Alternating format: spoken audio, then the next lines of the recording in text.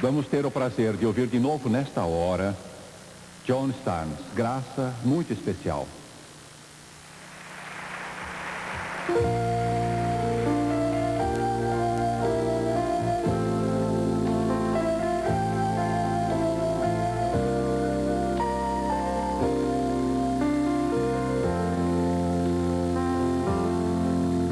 When my life is tested by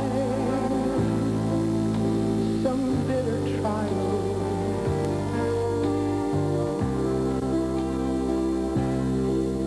when the tempter tries to tempt me in life's way,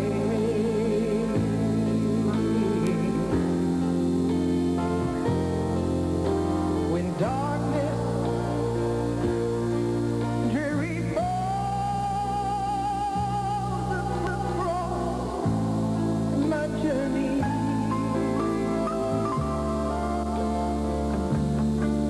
that's when Jesus gives a very special grace. A very special grace in times of trouble. A very special grace to see me through. A very special grace to heal all my heartaches. Now Jesus wants to give this special grace to you.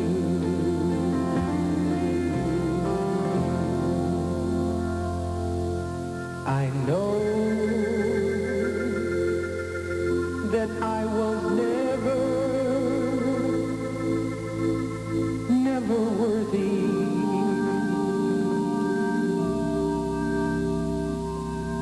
My sin demanded I be punished too.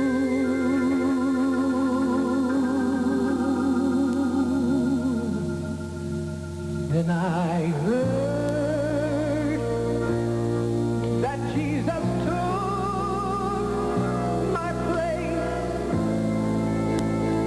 on Calvary.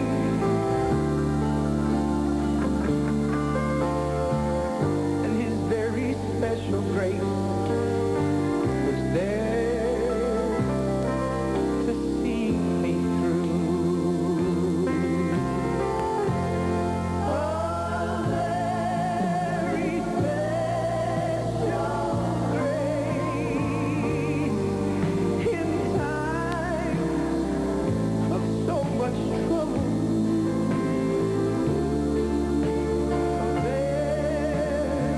Very special grace to see me through. A very special grace just to heal all my heartaches. Now Jesus wants to give this special grace to you.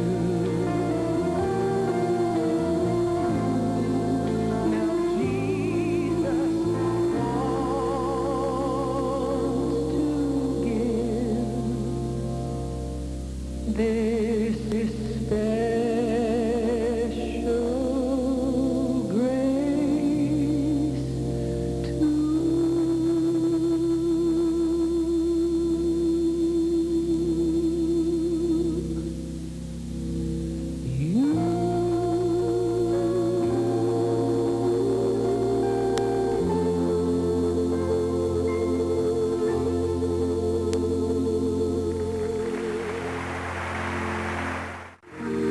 cidade de Greensboro, a mensagem de hoje intitulada Os Dois Espias. Glória a Deus. Se você trouxe a Bíblia, abra comigo, por favor.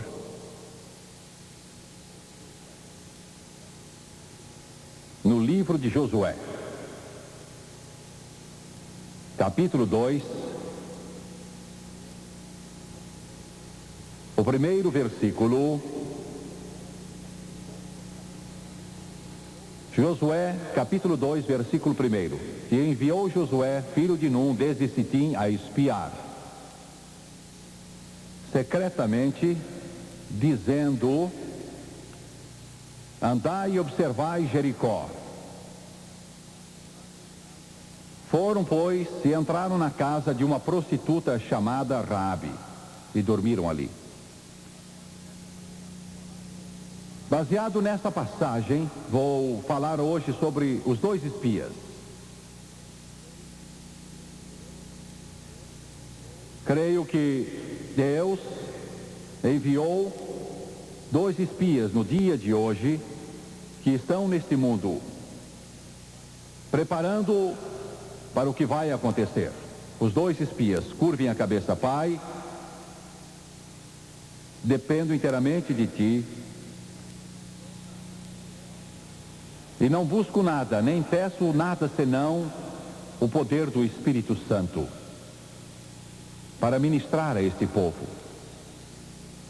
Peço que me abençoes e unjas, abençoe e unge os que assistem pela televisão também. Toma minha língua como pena de um escritor, meus lábios como chama de fogo, minha voz como a de um profeta. E, Senhor, eu te darei todo louvor e toda glória, e peço tudo no nome poderoso de Jesus. E todos disseram amém e amém. Este mundo está a caminho do juízo. Tão certo como estou nesta plataforma, isso não poderá ser evitado nem impedido. E isso virá bem mais cedo do que nós esperamos.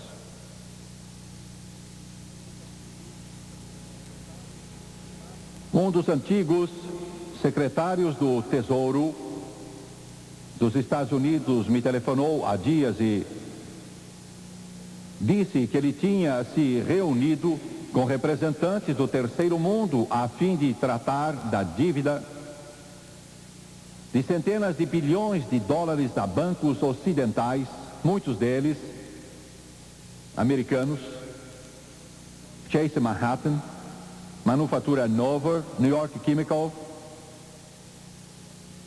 e outros. Esse senhor já tinha sido secretário da Marinha, secretário da Defesa, secretário do Tesouro. E perguntei a eles: senhor secretário, como é possível que eles paguem todo esse dinheiro? Ele disse: Jimmy Swaggart, eles não podem pagar. É impossível. Um homem encanecido, tendo servido o seu país por muitos anos, enviado pelo presidente Reagan para tentar achar alguma solução. Eu disse: o que é que eles vão fazer? O que os nossos bancos vão fazer? Porque eles são insolventes quando se olha para esse quadro da economia. Ele disse: eu não sei. Eu tenho conferenciado com muitos dos representantes da maior parte desses países do mundo, uma vez ou outra, e economicamente a situação, mesmo que o público em geral não saiba, é mais propícia do que nunca a um desastre em grande potencial.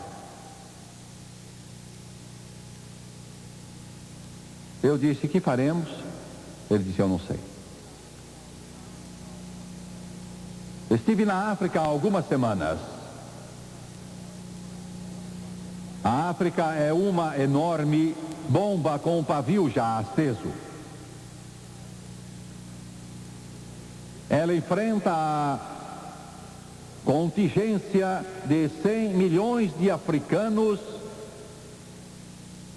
morrerem de fome até o fim do século. A possibilidade é real.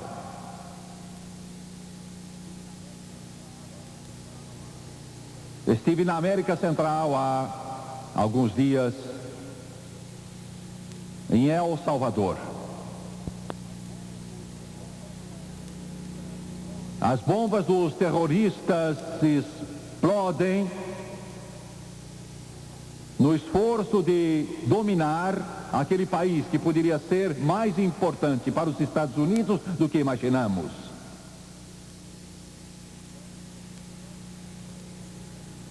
Seus planos estão sendo executados cuidadosamente.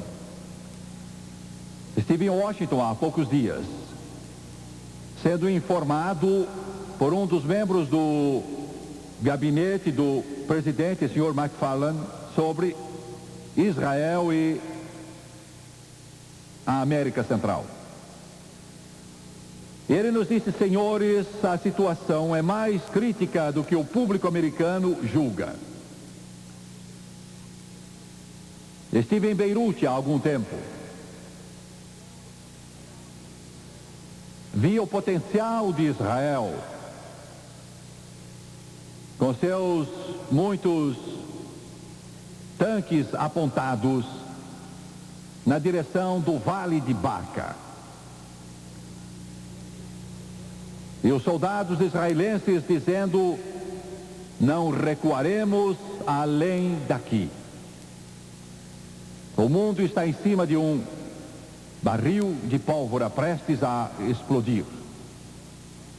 Há algum tempo atrás, atravessei o Jordão, próximo de onde Josué atravessou com um bando de ex-escravos que estavam vindo do Egito para ocupar o território de Israel.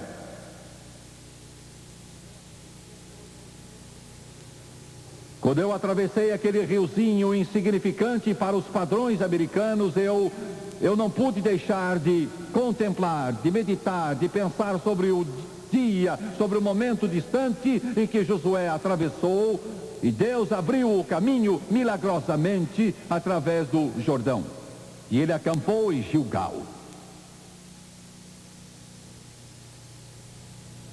Jericó.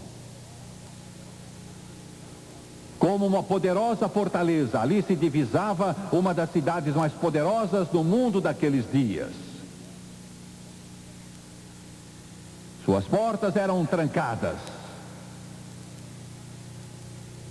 Deus ia julgar aquela cidade. Eu tenho contemplado a terra cavada pelos arqueólogos até atingir as ruínas e tenho visto como Deus sacudiu Jericó. Os remanescentes estão lá.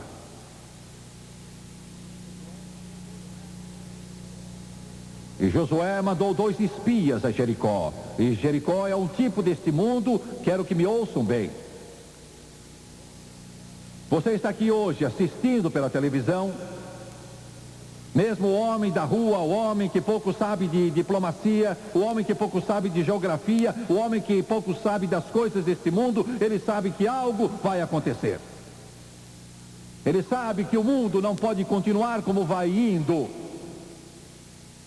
Ele sabe que algo precisa ceder. Ele sente, ele percebe. Desde as encostas de Beirute, com os jovens soldados israelenses, até a cidade fumegante de São Salvador,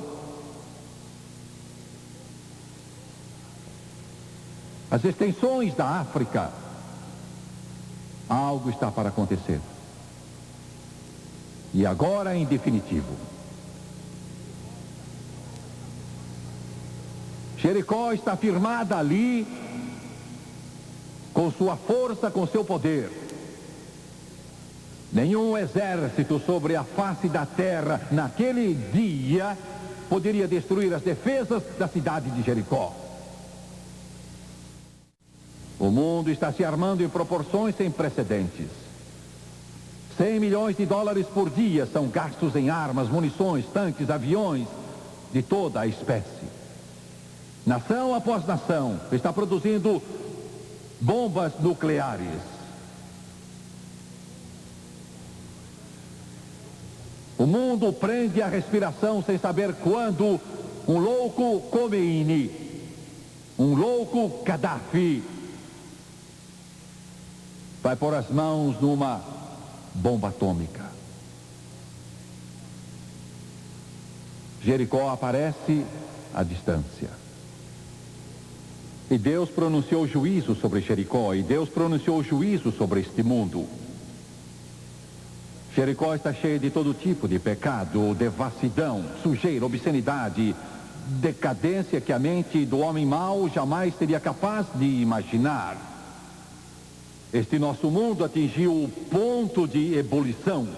Depois de milhares de anos de o Evangelho ser pregado, depois de Deus haver tocado este planeta tantas e tantas vezes, o homem tem voltado as suas costas para Deus e continua a andar em seu caminho mau, de punho cerrado para Deus, dizendo: queremos o pecado, queremos o mal, queremos a impiedade, queremos a obscenidade. Mas eu quero avisar você que este planeta, quem tem o título de propriedade dele não são os ditadores, os déspotas ou os demônios, mas o Deus Todo-Poderoso é o dono desse planeta, e seu Filho Jesus derramou seu sangue para salvar o homem. O mundo caminha para a destruição, e ela está bem próxima de nós. E esse é o momento mais perigoso que o mundo passa, e também o mais maravilhoso que ele já viu. Dois grandes poderes lutam por liderança. O Armagedon já se descortina. Os clarões luminosos do último conflito podem ser vistos à distância agora mesmo. E lá está Jericó, com seus altos e poderosos muros. E Deus diz: eu vou julgá-la.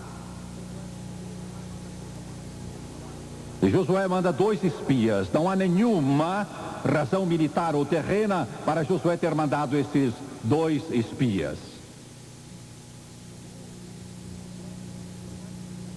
O uso que Josué poderia ter tido desse reconhecimento de Jericó era inútil. Ele não iria servir a nenhum propósito sequer.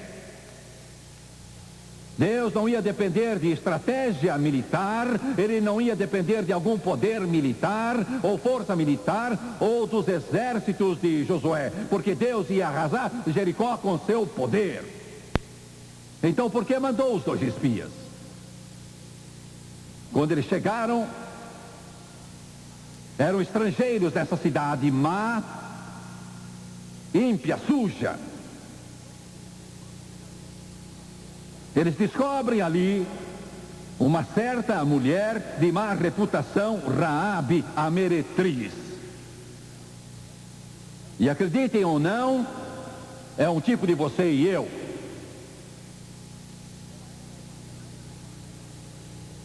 Ela era uma gentia, mas através dela havia de vir o Messias. Glória a Deus. Porque esses espias foram a Jericó, eles foram lá a fim de preparar Raabe. O que você está dizendo? Eu estou dizendo que há 2 espias do mundo a fim de preparar a igreja do Deus vivo, porque a trombeta de Deus vai soar. Raabe era o tipo de você e eu, era meretriz. Isso não soa bem, não é? Nós pomos o nosso terno e colocamos a nossa gravata, e a mulher fica em frente do espelho e olha para o vestido que você comprou de alguma boutique ou loja elegante. E você, meu amigo, pensa porque tem cultura e se formou em alguma famosa universidade, por isso você é alguém. E você se orgulha da sua linhagem. da sua origem. O homem não quer admitir, mas é uma meretriz. E esse é um bom nome para ele. Ele é mau, é pecador, é corrompido, é degenerado, merece o inferno, merece a perdição, merece a condenação, e não podemos salvar-nos, a América. As famosas universidades desse país não podem salvar-nos. A nossa cultura, o nosso alto nível de desenvolvimento não é que vão salvar-nos. A bioquímica não nos salvará, os cientistas também não. A América precisa de um avivamento com o sangue de Jesus cobrindo-nos. Ele é a nossa esperança, a única esperança. Somos como meretrizes. Alguém diz, não me compare com Raabe. Talvez você não seja bom bastante.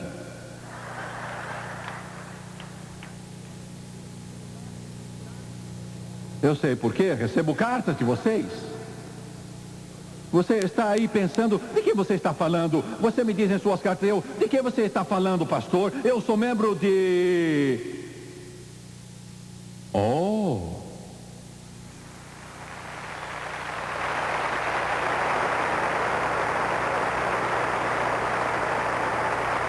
Na verdade, você é miserável, pobre, cego e nu.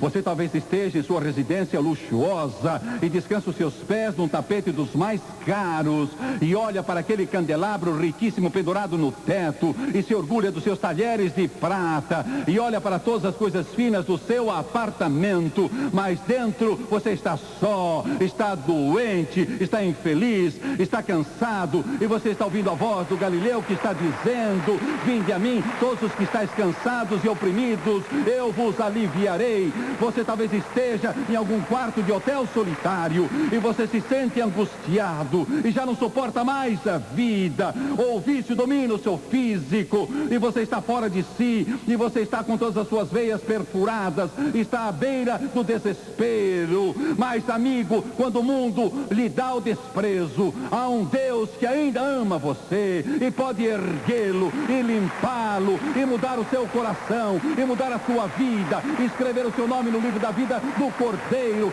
e fazer que a vida valha a pena.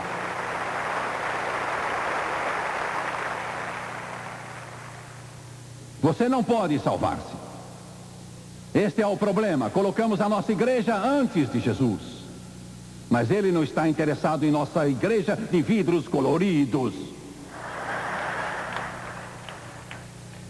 Colocamos nossa cultura antes dele. Perguntam o que somos, dizemos Batista. Ou Assembleia de Deus. Ou outra igreja qualquer.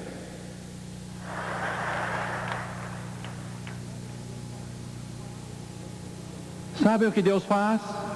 Eu sinto em meu espírito, Deus está rasgando em pedaços toda a nossa hierarquia eclesiástica. Ele está pisando aos pés, fazendo em pedaços. Ele está preparando o corpo de Cristo, enchendo do Espírito Santo, pondo o seu poder dentro dele. Deus está pondo os olhos em Jesus Cristo, não mais em instituições humanas, nem em religiosidade, para que olhemos para o Rei dos Reis e Senhor dos Senhores, que é o nosso Senhor Jesus Cristo.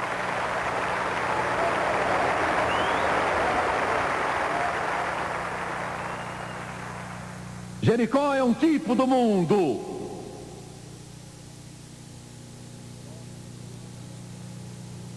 Poderosa América. Eu me preocupo que o Supremo Tribunal Federal seja uma instituição condenada por Deus. Eu me preocupo que o Congresso Nacional seja uma instituição condenada por Deus também. Eu estava na galeria do Senado há pouco tempo vendo os senadores votar a emenda sobre a oração. E eles votaram contra. Eu me preocupo que o Senado seja uma instituição condenada por Deus. Nós tiramos os 10 mandamentos da parede das escolas. Não precisamos mais deles. Separamos a igreja do Estado. Não, senhores legisladores. Não, membro do Supremo Tribunal. Você não separou igreja e Estado, você separou Deus do Estado.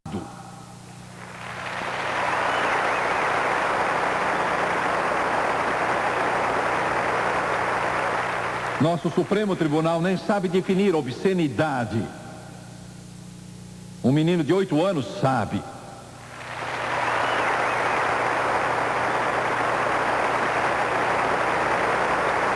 Evolucionistas em nossas escolas tentam dizer-nos que viemos do macaco. Vão à África e instruam os macacos.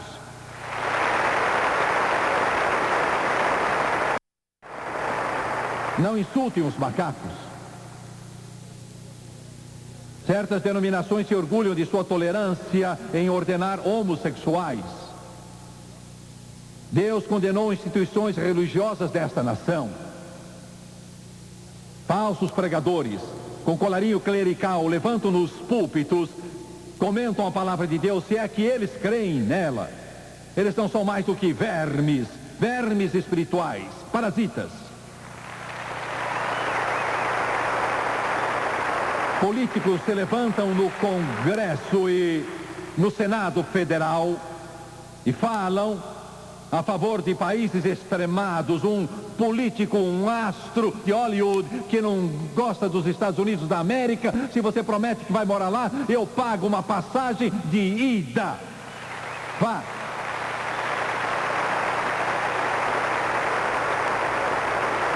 Uma cidade dos Estados Unidos anunciou que não vai mais saudar nem jurar fidelidade à nossa bandeira.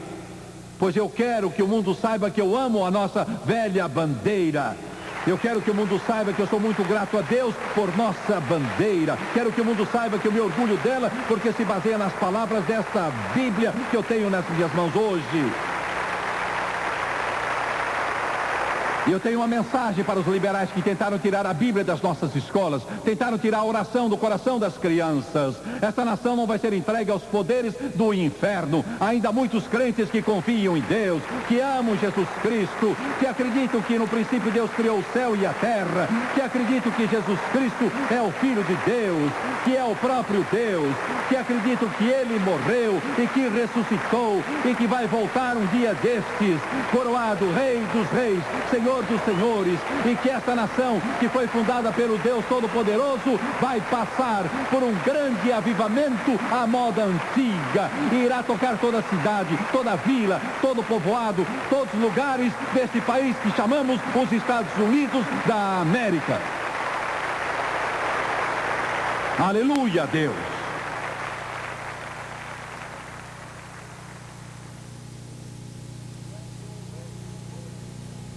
Josué enviou 2 espias. Deus mandou 2 espias hoje. Sabem quais são? O primeiro é a palavra de Deus. Romanos capítulo 10 em sua Bíblia. Paulo, o poderoso Paulo, diz isso. Nesse capítulo, iniciando no versículo 14.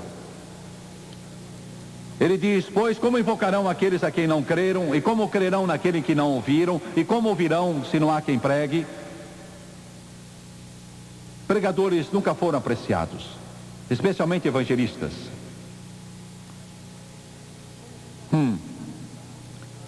E como pregarão se não forem enviados? Como está escrito, quão formosos são os pés dos que anunciam a paz, dos que anunciam coisas boas. Alguns não gostam do Jimmy Swaggart. Posso não ser bonito, mas tenho pés bonitos.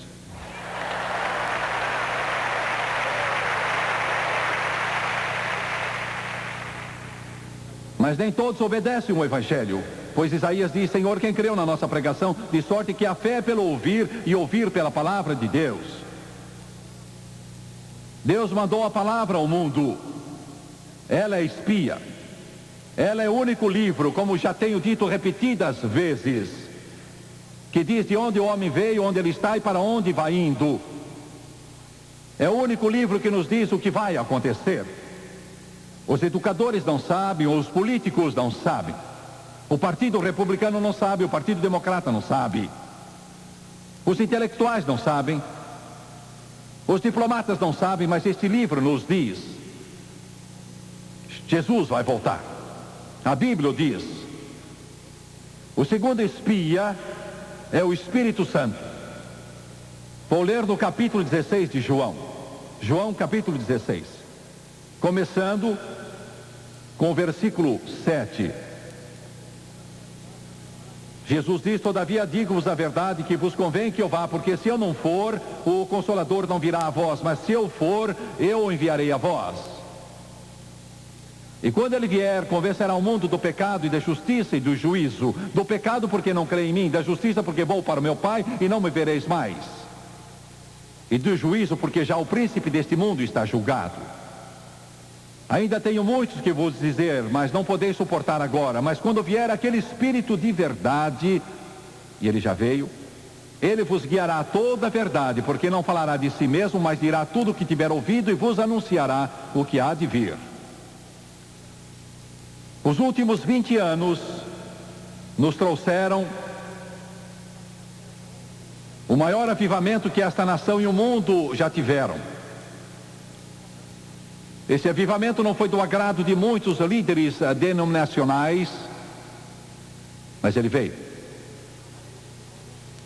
Refiro-me ao revestimento do Espírito Santo no coração e na vida de milhões.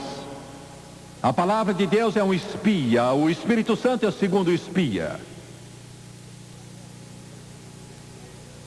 O que é triste é que muitas denominações, muitas religiões, muitas igrejas, não todas, mas muitas rejeitaram o Espírito Santo.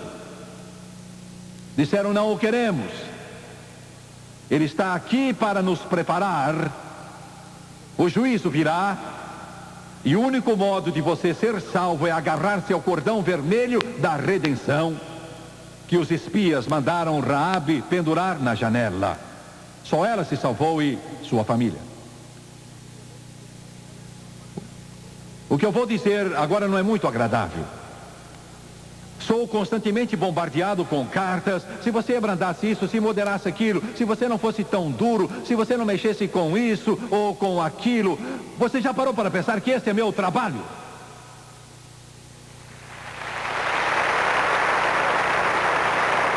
Fui chamado para isso. Chamado para acordar você. Eu fui chamado para irritá-lo e para que você desperte do seu sono e faça alguma coisa diferente. É minha chamada. É minha chamada. Eu não vim a esta cidade com um pequeno canivete para parar, vim com um machado. João disse que está posto à raiz da árvore, e a árvore que não produzir bom fruto será cortada e lançada no fogo. Sem o batismo no Espírito Santo, e não é uma denominação, é uma experiência de Deus. Sem o batismo no Espírito Santo, você nunca saberá como adorar a Deus. Sem o batismo no Espírito Santo, não haverá poder nas suas igrejas. Não haverá poder em suas vidas. Sem o batismo do Espírito Santo, você nunca saberá amar Jesus como Ele deseja que você o ame. Mas alguém diz: a nossa igreja não crê desse jeito. É mesmo? Não crê? Eu posso ver você agora, quando chegar no céu e for chamado, e Deus diz: por que você não me obedeceu? E foi batizado no Espírito Santo como eu lhe disse. Por que não fez isso? Porque Ele nos ordenou, em Atos capítulo 1, que fôssemos cheios do Espírito. E você diz: bem, minha igreja não cria nisso. Ela não ensinava isso. Minha igreja não explicava isso desse modo. Ela dizia que isso só aconteceu com os apóstolos. Minha igreja diz que acabou há 1900 anos atrás. Minha igreja diz que houve e que haverá, mas não agora. Não importa o que sua igreja diz, porque a palavra de Deus diz: recebei vós o Espírito Santo.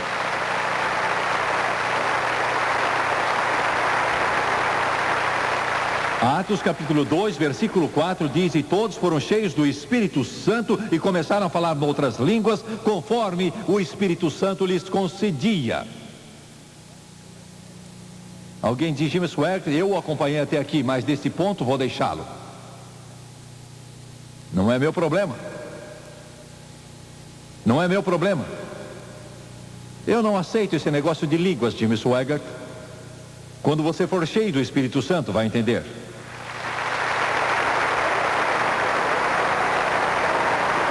Aleluia. Glória a Deus.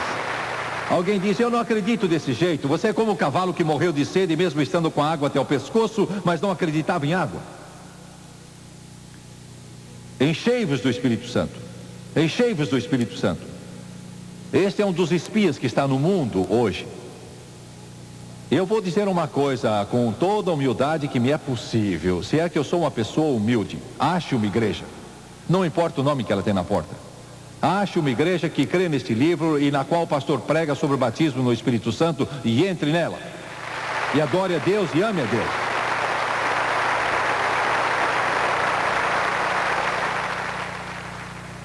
Eu sei de onde você está vindo. Minha família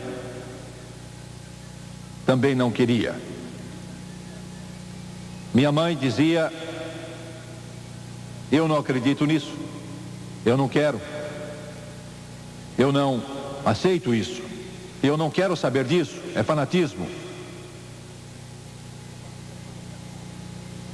Minha família toda tinha sido salva. Amava Deus. Eu era um menino. Eu me lembro de minha mãe. Ela acabou sendo uma das mais barulhentas. Ela está com Jesus agora. Mas ela dizia: eu não quero isso. Eu nada tenho a ver com isso. Não quero chegar perto deles. Se o evangelista gritava mais alto, ela dizia: vamos sair. Se ele falava em línguas, ela dizia: esta é a coisa mais absurda e fanática que eu ouvi. Vamos sair daqui. Ela não queria isso. Mas chegou uma espia. A minha avó, num acampamento da igreja, deitada de costas, uma tarde, debaixo de uma das árvores. Isso ofende você? Isso o perturba? Isso faz você sentir-se mal, senhoras? Mas você vai acabar não se importando com o que digam. E minha avó, deitada de costas, gostava de me contar repetidamente. Eu tinha 8 anos na ocasião e eu dizia: vovó, diga-me como Jesus a encheu do Espírito Santo. E ela me contava, e quando chegava no ponto em que o poder de Deus ia descer sobre ela, ela me contava, começou a falar em outras línguas, e então aquela sensação passava dela para mim.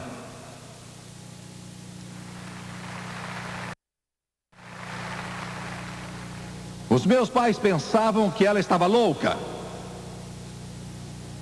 Ela era a mãe de meu pai. Ele dizia: ela está louca, varrida.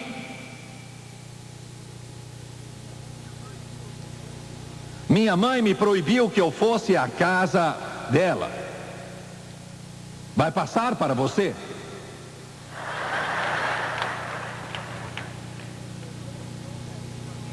Eu sei de onde você está vindo. Já estive onde você está. Sei como você se sente.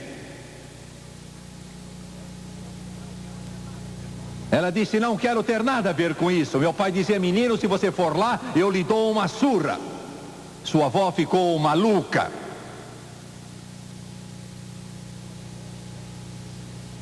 Falava sério. E cumpria. E não era como alguns, ele cumpria. Mas eu ia.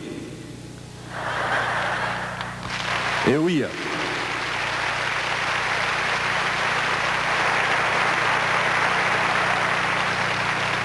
Oh, se você pudesse ver.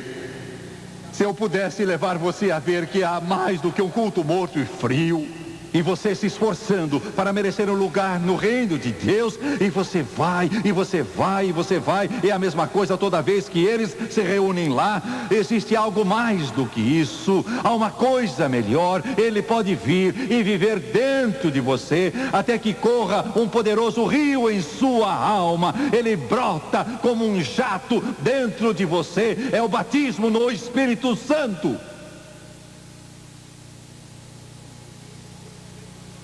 Um dia o xerife veio fazer uma visita à minha avó. Realmente ele veio visitar o meu avô. O meu avô era chefe de polícia. E minha avó tinha chegado do acampamento. E fazia pouco tempo que ela tinha sido cheia do Espírito Santo.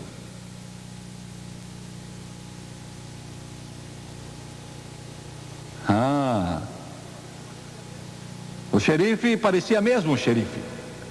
Cabelos pretos, estrela no peito e um 44 no cinto. Durante todo o tempo da minha infância ali, ele era o xerife. Ele bateu na porta. E minha avó estava sempre imaculada. Estava sempre bem vestida quando saía. Vestia sempre a sua melhor roupa.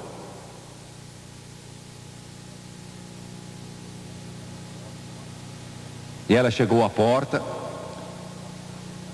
e abriu, e ali estava aquele homem. Ele disse: "O Will está?" Depois de cumprimentá-la. Ela nem respondeu. Ela disse: "Noé, diga-me, você já foi cheio do Espírito Santo? Com evidência de falar em outras línguas conforme o Espírito Santo de Deus permita?" E quando você diz, pode não impressionar, mas quando minha avó dizia isso, a gente sentia uns arrepios pelo corpo. Ficou tão perturbado que pegou a arma. E afinal disse: não, eu acho ainda, não, eu acho que sou membro e não conseguia lembrar o nome da igreja que pertencia, não conseguiu.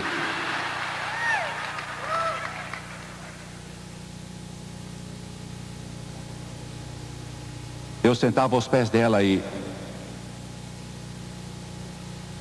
então dizia: "Vovó, conte-me. O menino de 8 anos, conte-me como você foi cheia do Espírito Santo." E ela me contava. E o Espírito Santo descia sobre mim. Quando morreu, eu cheguei ao caixão pela última vez. E olhei para o rosto dela. Ela era a mais santa mulher do mundo. Era a mulher mais piedosa do mundo. Ela me disse um dia: "Eu não vou ver, mas você vai. Você vai vê-los vir a Jesus aos milhares. Você vai ver o poder de Deus correr em ondas como sonhamos. Você vai ver isso, vai ver isso." E quando eu olhei para o seu corpo, o poder de Deus explodiu naquela sala. Homens começaram a tremer ali. Estas palavras simples que procurei apresentar, se eu pudesse fazer você ver, elas o abençoariam. Porque não são produto da imaginação, ou fanatismo, ou tolice. É a palavra de Deus e pode revolucionar sua vida. E o Espírito está neste mundo, preparando-nos.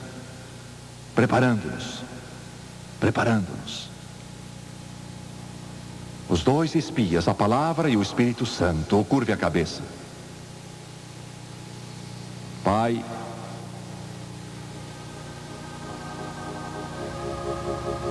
eu te peço hoje que esse rio corra.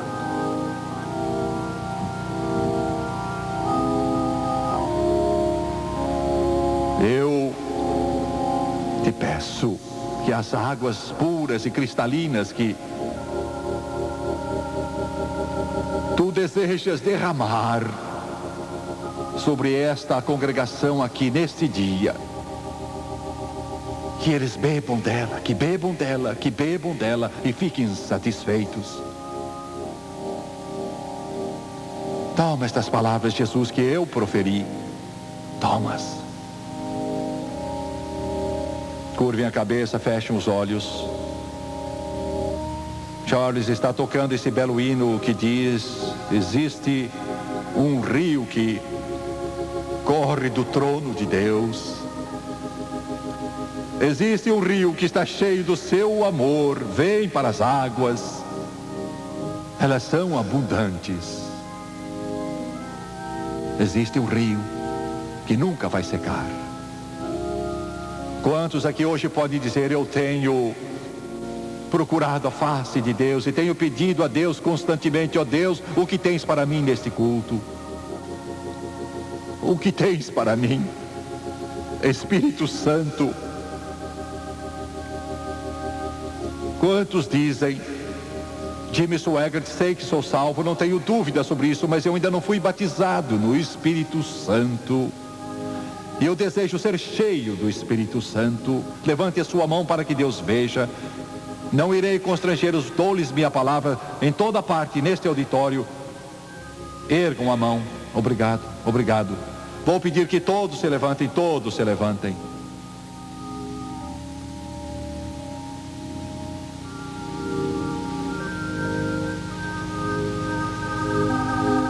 Grandes coisas vão acontecer hoje. Eu sinto isso. Deus vai dar a você o que Ele deu a Cornélio e a sua casa.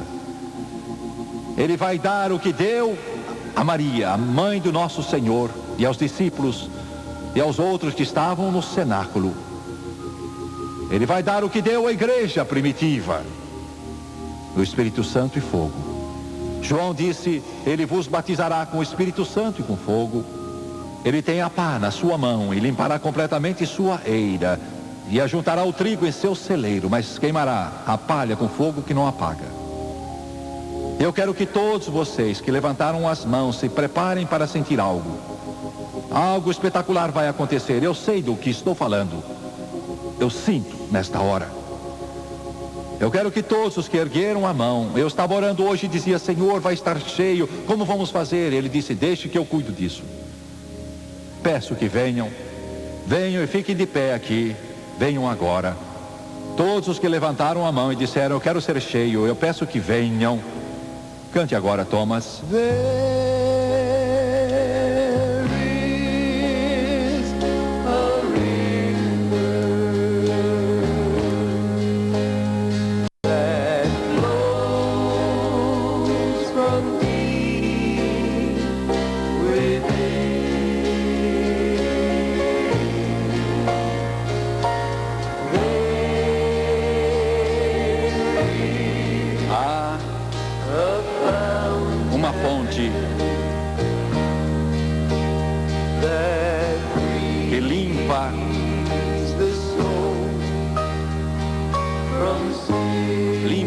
Do pecado. Senhores, procurem colocá-los nos corredores, por favor, quando a frente estiver cheia.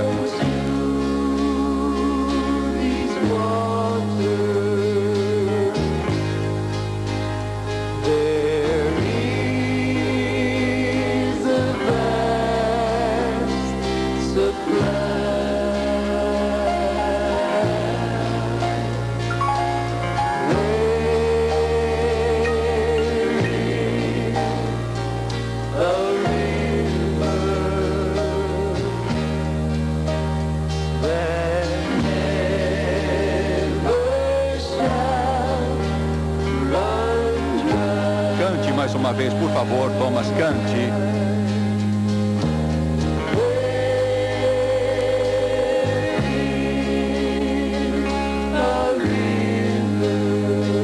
Ele disse que era e é. Do seu interior correrão rios de água viva.